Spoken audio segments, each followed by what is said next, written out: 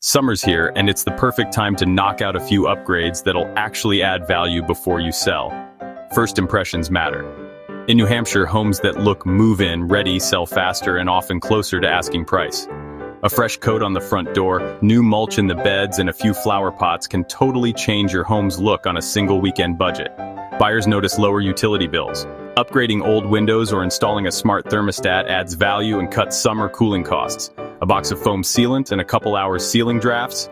That's a $50 fix buyers will actually appreciate during inspection. Pro tip, check with utilities like Eversource for summer rebates. You could save 10 to 30% on materials.